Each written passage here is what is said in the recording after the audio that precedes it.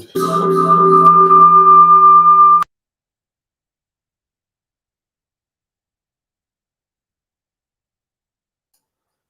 can you hear me now? Why is that making that noise?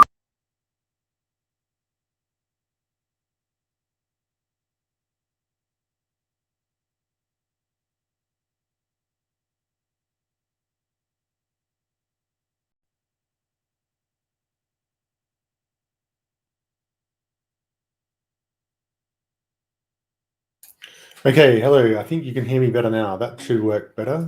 Hello. Right. Welcome to today's live stream. This is the Scale Up Leader. We're going to be talking about leaders in scale ups, and how they can scale their leadership. What I mean by leaders is could be managers, could be executives, could be CEOs, but it can also be individual contributors, especially in roles where you're providing leadership across the organization for things like product or product projects work or things like that, right? There's a lot of leadership that happens in organizations that doesn't necessarily depend on on being a formal manager or leader, right? So don't let's restrict ourselves to that. Hopefully that works. Yes, good. Okay, right.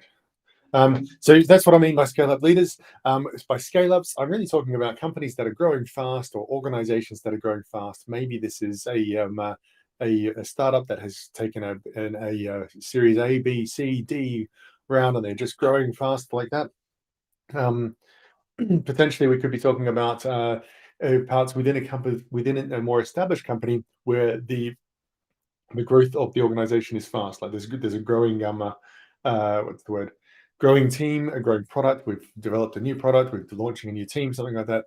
Certainly, when I was at Google, we wouldn't necessarily call Google a scale up, although it was actually a scale up at the time. I guess we're growing from 3,000 when I joined to 50 or 60,000 when I left. But certainly within that organization, there was a team that was growing very rapidly that I was part of, and that was a scale up as well. Many of my clients have been in more established companies, and they've had project teams that are scaling up. So we're talking about scaling up leadership or scale up leadership, and how to scale your leadership when you're in a scale up. In this live stream, we're going to be doing this hopefully every week. What I plan to do is present a couple of things that I've been using for my clients. First of all, and today we're going to be talking about setting off the quarter right and how to launch your quarter, because it is the start of Q1, of calendar Q1 for 2022. So we're going to be talking about that, but hopefully doing this every week, maybe every 2 weeks. We'll see how it goes. I'm looking forward to having some guests on board. If you know of a guest who you think knows a lot about leadership in scale ups or scale up leadership, then I'd love for an introduction, or I'd love if it's you. Just drop a line. I'll be reaching out to a few people to get them on the show later on, and hopefully we'll be able to do that as interviews. But otherwise, we're going to do a quick presentation of about 10 minutes, just on a way to kick off the quarter right using OKRs, because that's what I primarily work on, primarily teach. And then we'll have Q&A. And if you have questions or answers, please put your questions and answers into the comments on YouTube, Facebook, LinkedIn, or Twitter. This is mostly going to go out on LinkedIn and YouTube, but I also have Facebook and Twitter accounts as well, so feel free to put it there. But YouTube and LinkedIn are my main channels. Put a comment in there if you want to ask a question, and we can get to that later on. Okay, so let's without further ado, let's turn this video on. How do I get myself? I'm down the corner. That's great. I'm just learning how this all works. But there we go. So we're here, and I need to pull up the other window as well. Where's my other window gone? There it is. So I'll pull that window over here. Okay. So basically, I mentioned that I talk about objectives and key results a lot. That's my business. I really help. I work with scale up executive teams primarily to launch to communicate their strategy with objectives and key results. Objectives and key results, in case you don't know, it's a way of expressing a goal. It's the fundamental idea behind it. You have an objective which says the direction and the what we're trying to achieve. It's like laying out the target for the year. And if you have multiple objectives for your quarter, you're basically sort of explaining your strategy for the quarter in in a few simple statements of these are the objectives we're trying to get to this quarter. The key results define success, and they're how you delegate the problems that you really want your team to be working on. So you might be saying with an objective, we're going to make the world's best search engine, and with the key results are going to be things like the search relevancy score would increase from 93 to 94. The latency would decrease from 30 milliseconds to 25 milliseconds. The uptime will be maintained above 99.999% or whatever we have, and we'll increase the number of distribution partnerships from 7 to 10. And increase the number of page views from 10 million to 20 million, something like that, right? Whatever those are. And they might be the objectives that then help people understand what is it that we are doing, what is it that the problems that we're trying to address in our organization as employees of this organization, people in this team, what are we supposed to be doing in order to help become the best search engine? So that was a specific example. I guess I could have put that on the screen with text, but I like to use these blocks because in many ways, the way that I want you to think about this is as an abstract communication method, right? And what we're doing with OKRs, when we talk about OKRs, what we're really doing is turning vision into action. So in any organization, you have this long-term vision and strategy, and it's all about going to the moon. And it's about reaching the stars, and it's about how the strategy, those wheels define a strategy there, how your strategy works. So you have this long-term vision and strategy. But of course, your people in your organization have a daily plan of action. And so on a day-to-day basis, they're doing things like they've got to-do lists, they've got some sort of project plan or a Gantt chart or whatever they have there. They might be having some sort of agile process, Scrum. Oops, I just knocked my water over. They might be having some sort of agile. I get sort of Italian with my hands sometimes. Some sort of agile Scrum process where they're reviewing things every week. Maybe they're at Kanban, whatever it is. But there's a team with a daily plan of action that are doing things. And what OKRs do is they help connect these things together. They're usually quarterly objectives and key results. And so that's why we're talking about quarterly. How do you kick off your quarter well, right? So when you're kicking off your quarter, what we're doing with the quarter is we have a quarter. We organize ourselves by quarter, and most organizations, a quarter is a good period of time to organize by, just because it's long enough to get a lot of things done, but it's short enough to adjust things. What you're doing during your quarter is you have over here, you'll see the metrics and KPIs in your dashboard that you have. You're monitoring the dashboard. You're setting some sort of objectives and key results, which takes you towards the goal, takes you in the right direction towards the goal. And at the end of the quarter, you review your metrics and how you went on your actual key result, on your objectives and key results, and you set a new key result for the new quarter, and goes in a slightly different direction towards a goal that maybe has moved a bit. Maybe you didn't go where you wanted to go. Maybe you've learned something new. And through the quarters, you do the same thing. So it creates this cycle of every quarter.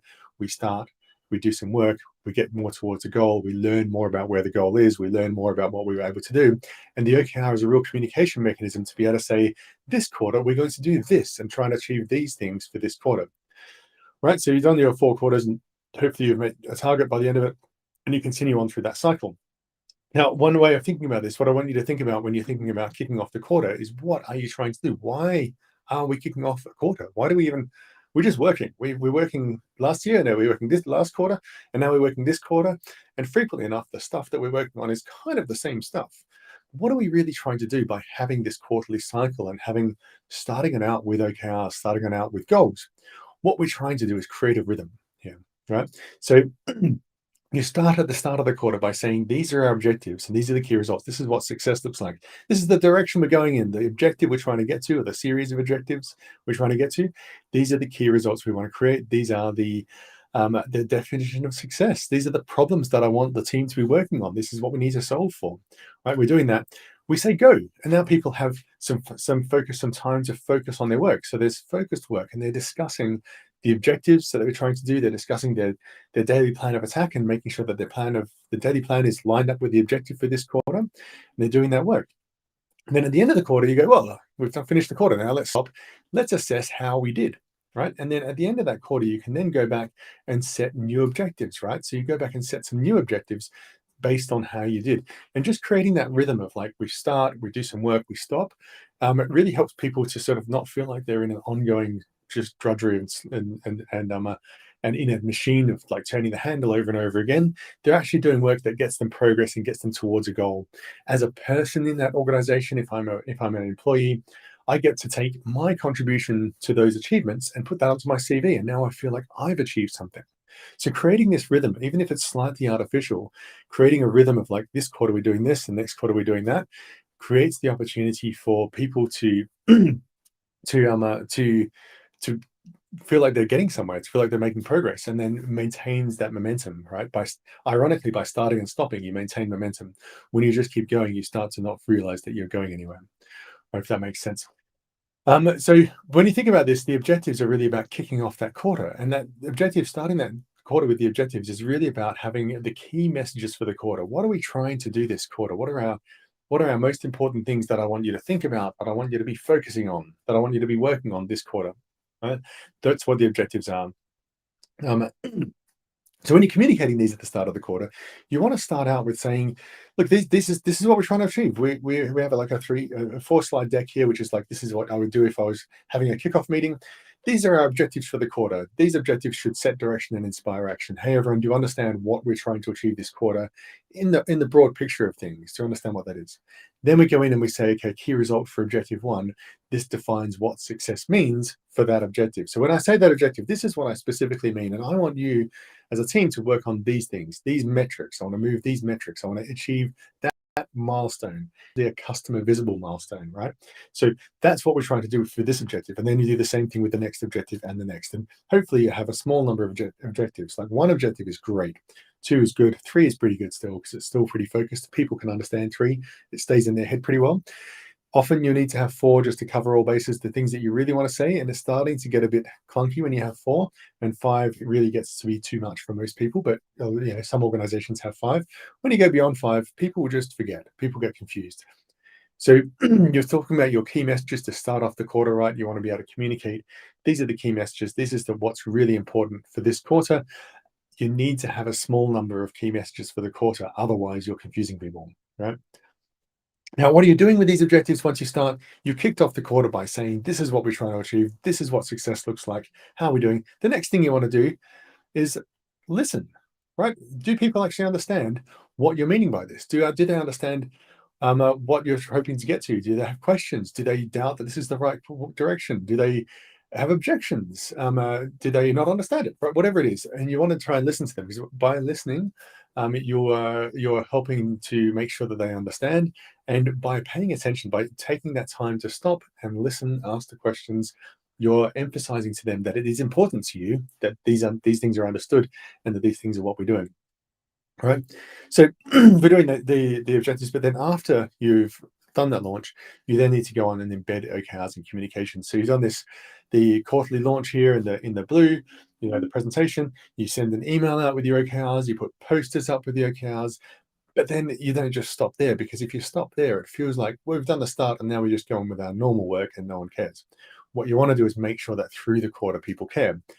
The ways to do that is to make sure that in the meeting agendas, we talk about the contents of the OKRs. How are we doing with this objective?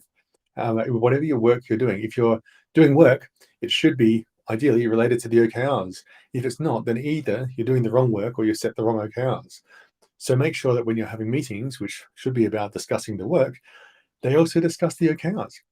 When you launch something, put in your newsletter the OKR, the objective or the key result or the key results that this launch affects, and how this launch will affect those key results, because that really emphasizes to everybody what it is that we're trying to do, and how the work that they're doing links to the strategy of the company.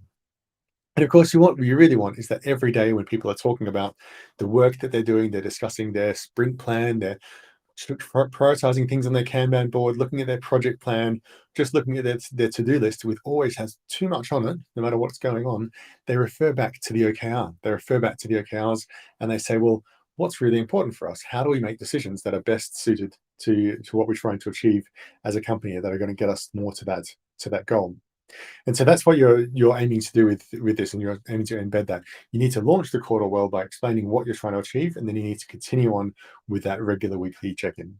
And that weekly check-in is usually some sort of like weekly meeting, and it frequently looks like this. You would review the progress plans and problems in relation to the objectives you're trying to achieve. Now, This is sometimes reviewing the initiatives, the projects, but you always want to be linking those to how does that help our objective? Are we on track with this project? And are we on track with this project and how it's going to affect and us meeting the objective? How does this activity help? This project we're doing, this thing that we're working on, whatever that working, does it help us to meet our objectives? Is there a better way to meet our objectives than this project? Like, do we have any ideas? Because what you're trying to do here is engage the team in thinking about how do I solve the problems that we've defined as the key objectives for the company for this quarter and those results that we want to deliver. How do we know that we're doing the right thing here? Do we have any ways of checking whether this is right? And then that's a really interesting question because it helps people to reconsider whether this is actually the right thing to be doing. Like, how do we know this is the right thing to be doing? How do we be confident about that? It's not just our opinions. How do we actually dig into that and get confident? Should we change anything about what we're doing? Like, are we doing the right activities and so on? And that's a really helpful action to take during that weekly process. Not necessarily every week to sort of, do we change anything? We're not throwing everything up in the air, but you do want to cause people to be assessing: are we doing the right things? Right. Very rarely in most companies these days are you in a situation where you can say, we know upfront what the right things are. Usually this is more a matter of we have to start working and deciding to be doing the right things. And the reason for that is because in most cases you end up being just, there's too many things to do, there's too many distractions, and there's many low priority things that seem high priority. There's lots of interruptions come in that are urgent but not important. Okay, so that's a quick that's a quick review of how to start a quarter with OKRs and what do you need to do with that. If you have any questions, just ask your questions that you have in the comments on YouTube or LinkedIn or Facebook or Twitter if you're listening there. Right now, anyone on the line, which is fine because this is going to be recorded, and you'll be able to look at this afterwards, and you can look at those afterwards, and you can ask questions in the comments below, and I will review those questions and use them in future live streams. In the meantime, if you do join, ask a question. Now, what we're going to do now is go through some of the questions that I do get asked by my clients. But sorry, some of the questions that I do get asked by my clients, and bring some of that to this call. Right, we're going to talk about some of those common questions that we have. So the first question is, let me see if I can put it on screen here. The first question is, oh no, it's after the start of the quarter. Is it too late for OKRs? So that's a really good question. It's after the start of the quarter, right? It's now, what are we now? It's the 7th of January. And especially in Q1, especially at the start of the calendar year, but also in Europe, this often happens around the July time period, just because people are away. But especially at the start of the year, people are on vacation. People are going to their Christmas holiday, and at the start of the year is a really hard time to get people going, right? And the end of the year is a really hard time to set up your OKRs. So very many companies end up scrambling in January to set OKRs and communicate them and then launch the quarter. And they only end up launching their OKRs at the end of January or early February or sometime into the second, even into the second month of the quarter. Now, clearly that's not ideal. Clearly it would be ideal to be able to start your quarter right when everyone gets back at the same time. The first thing we do is we say, right, this is our plan for the quarter. Or you do it at the end of the last quarter, right? That's another thing you can do it at the end of the last quarter. However, like planting a tree, the best time to plant a tree is always in the past, right? Because then you have a tree that's growing. But the second best time to plant a tree is now, right? So the second best time to do OKRs is now, whatever's going on here. Sure, if it's towards the end of a quarter, you don't want to sort of say, hey, it's mid-March, let's set OKRs to be completed by the end of March for this quarter. That just doesn't make sense. May as well look at the next quarter now. But yeah, let's start them now. Let's communicate what's important for our business in the next period. We don't have to have calendar quarters. For me, I don't have a large team. I have one, and I have a couple of people who help me, but I do my OKRs based on calendar quarters offset by 1 month. So I start in February and end in February, March, April, end of April. That's my Q1, because most of my work tends to overlap that period. My customers tend to sign on, and I do marketing work, and the sales work that I do tends to be the second and third month of the calendar quarter. Then we get stuck into OKRs, and we're doing that launch over the end of the calendar quarter. So I don't want to go through thinking about my goals while I'm also thinking about my customers' goals. I need to think about my customers' goals, then finish that off, and then think about my goals. So I shift my quota around. I know of another company that does, they do 4 month quarters. Basically, now how's it work? I think it's January, February, March, and then they have 1 month off to sort of think about what their next quarter is. Then they do that's April. Then they do May, June, July. And then they have a month off in August because they're French, and they have the summer holiday. And during that month, they also plan their next quarter, and then they do August, September, October, November, and then they take December to plan the next year. And so they basically have 3 month quarters through the year, and then they have those 3 extra months that they sort of distribute around as gaps to do planning.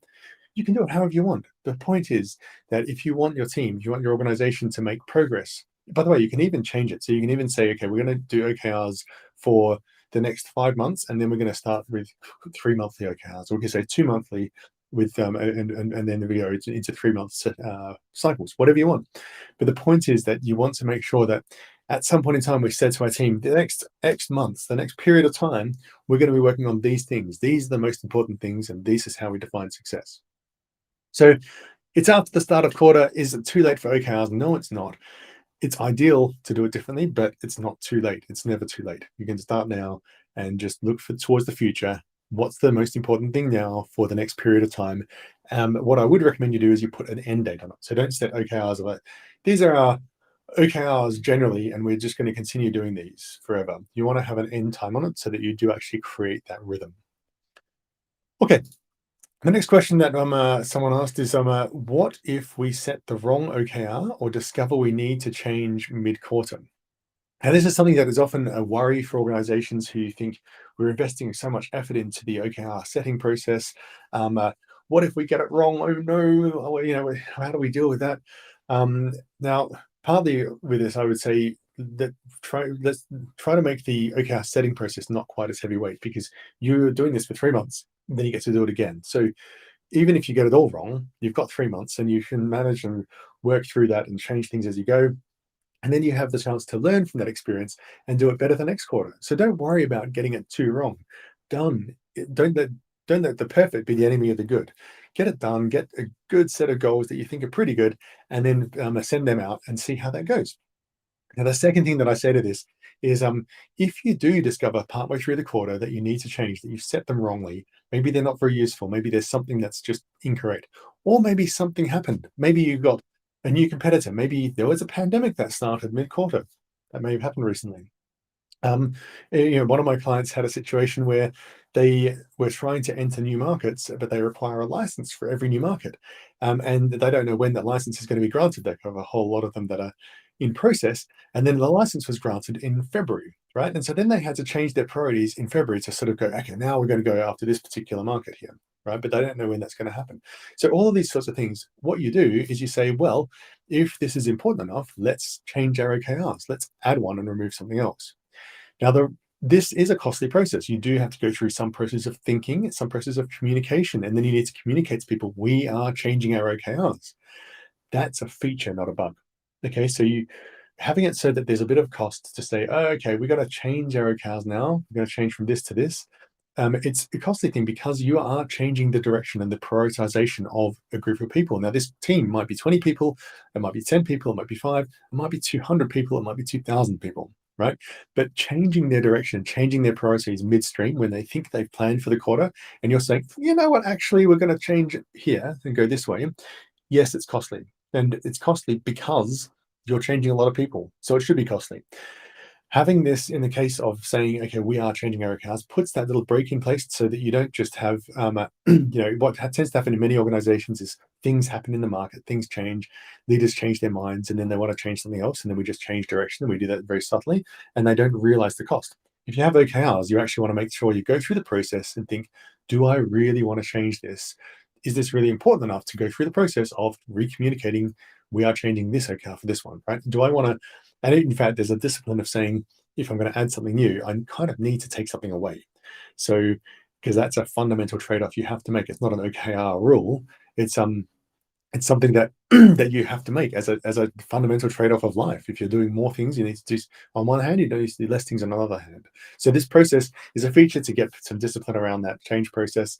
Make sure you're really wanting to make the change, and then when you make the change, it's really clear because everyone sees, oh goodness me, something important must have happened because they've changed the company OKRs.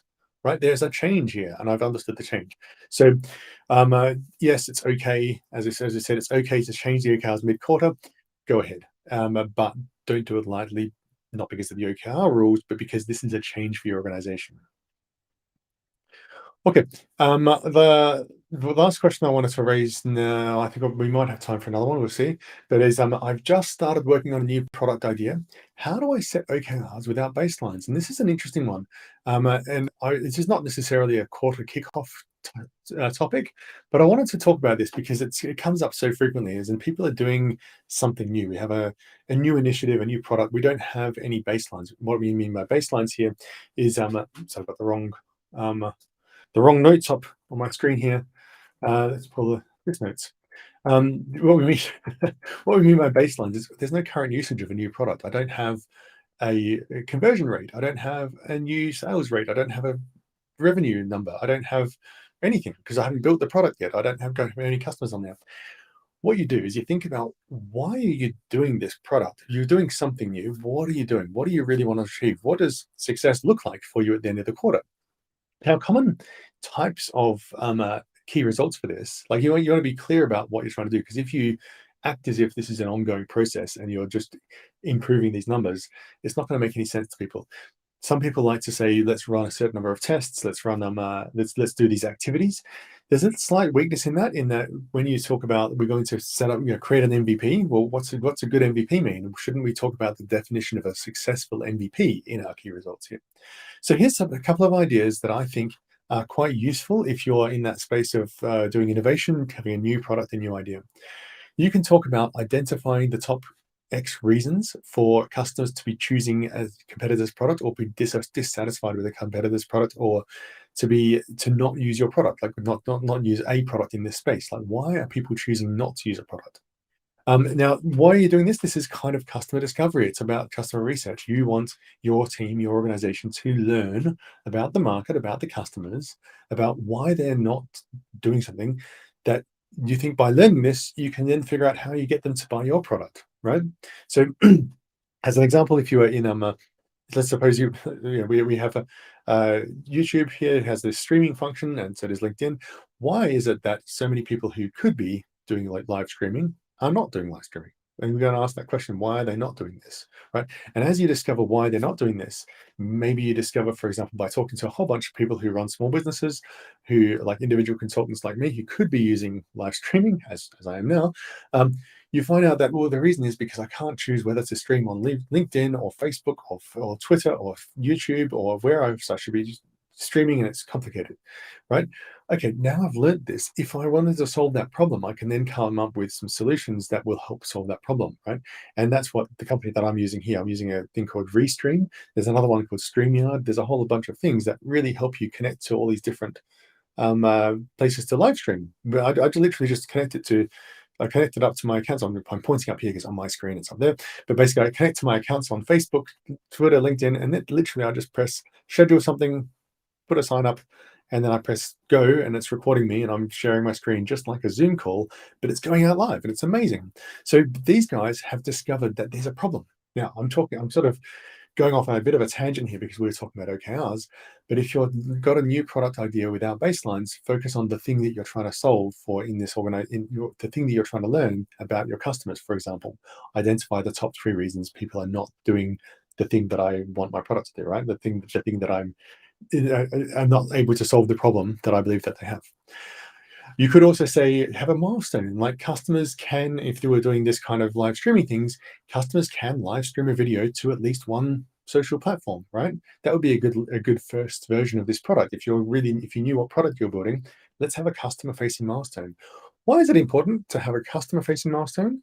Because by talking about the customer, you get people focused on the things that matter for the customer, as opposed to doing something like I set up an RTMP streaming platform that connects to an API, right? That kind of thing is very technical, but it doesn't really tell me from a customer perspective what I need. When I talk about the customer perspective, I kind of cover a broader range of things, and I'm making sure it has impact on the customer, and I get my team thinking about customers and creating customer value. You might have something like, we know that there's performance issues between comp- competition and the thing that we're trying to create, or the old thing we're trying to replace and the new thing we're building. So you might have decreased the average time to successful usage, right? Whatever you, how you define successful usage. Maybe you have some sort of live streaming product that exists and you want to improve it, or some sort of video product or whatever it is. You want to make it so that people who sign up can run their first stream successfully within, instead of taking them 3 days or 6 weeks to do, it takes them 2 hours, right? They can run their first stream within 2 hours, right? And that really is all about improving that process. So why are we doing this? It's because it's a new product idea. You've got a key metric that you think is important, and you're trying to compare the key metric in the market existing, right? Whatever is possible in the market now, which takes me a while to set these things up. You want to compare that to what you want to build, which you think is going to solve a problem, and you've got that metric to solve a problem. Or you might do things like increase the number of average signups to our sample, to our demo page, right?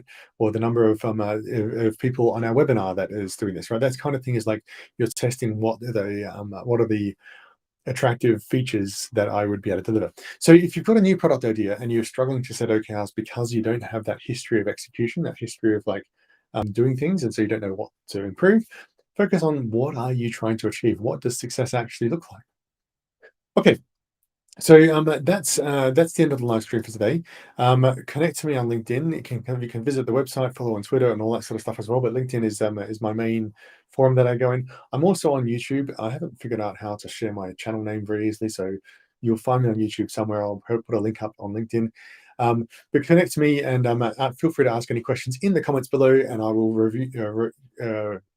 Answer those questions in next week's live stream. I'm planning to do it next Friday. Planning to do it every Friday. So hopefully that's of use to you. If you're in scale up leadership and you're thinking about OKRs, I would like to be able to cover more topics than just OKRs in this live stream, because I think there's a lot more interesting going on in scale up leadership. But that's the start. Thanks for joining me, the few people who did, and if anyone who's watching this on a replay on any of the platforms, hi, drop a comment in below, and I'll certainly see it and respond to it and use it next time.